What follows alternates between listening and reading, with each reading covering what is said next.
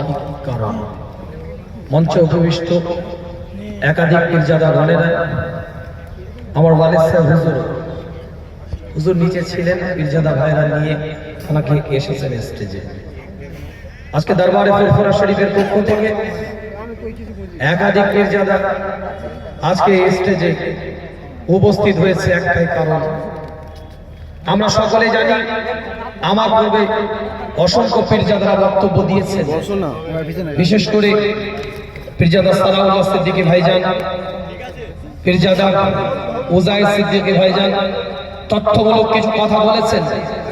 আমি সীমিত সময়ের মধ্যে বলতে চাই, আজ ওয়াকফ বিল যেটা পাশ করা হয়েছে রাষ্ট্রপতির সিগনেচারের মাধ্যম দিয়ে, যেটা আইনি স্বীকৃতি পেয়েছে, যে লড়াইটা আমরা আদালতে করছি, আজকে সেই লড়াইটা ময়দানে আমরা দেখাতে চাই।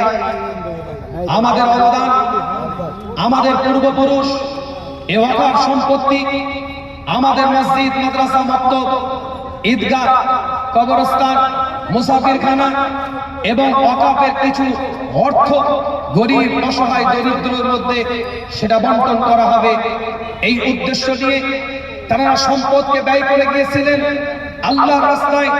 আল্লাহ কোরআনের মধ্যে বলছেন, লান তানালুল বিররা হাত্তা তুনফিকু মিম্মা তুহিব্বুন, অতক্ষণ পর্যন্ত তোমরা আল্লাহর প্রিয় হতে পারবে না যতক্ষণ পর্যন্ত তোমাদের প্রিয়তম জিনিস থেকে আল্লাহর রাস্তায় কিছু ব্যয় না করো।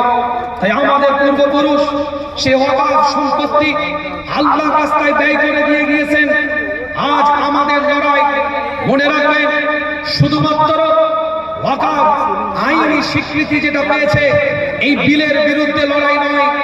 এই বিল সংবিধান বিরোধী বিল। এই বিল সংবিধানের আর্টিকেল 14 এবং আর্টিকেল 25 থেকে আর্টিকেল 29 কে ভাইলেন্স করেছে।